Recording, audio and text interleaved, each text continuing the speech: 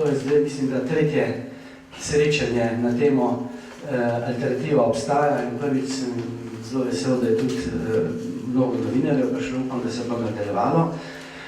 Jaz sem v začetku tudi mislil, da je večkrat neizenačena struktura, ampak na koncu sem gotovo, da je to najboljše.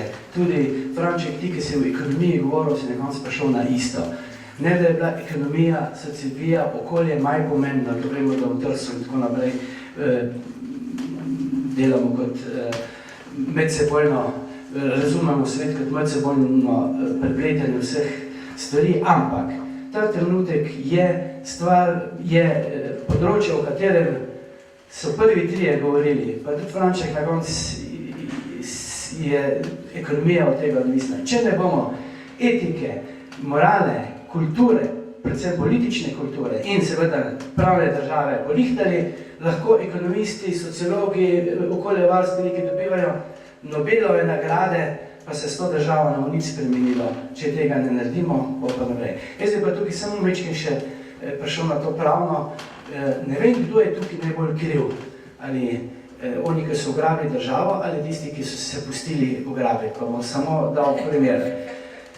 Človek, ki ima v treh knjigah dokaze, da je preprodajal za milijone evrov orožja, ki se mora vsak dan oziroma vsak teden ne pride na sodišče in dokazuje svoj odnos do pravne države, dobi skoraj 30% glasov na volitvah. Če zelo pogosto na lokalnih volitvah rečejo, nič hudega, če ne župan lopov pa krade, ampak to je fajn zrihtal za nas. In seveda ga ponovno volijo, zato ki je fino kradel za nas.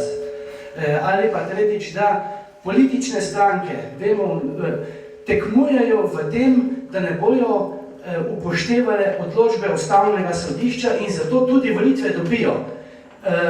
Tukaj mene zdaj skrbi, ker je na eni strani ena lumpenproletarska miselnost in lumpen pod spodaj in lumpenproletarska miselnost, ki to miselno izkorišča.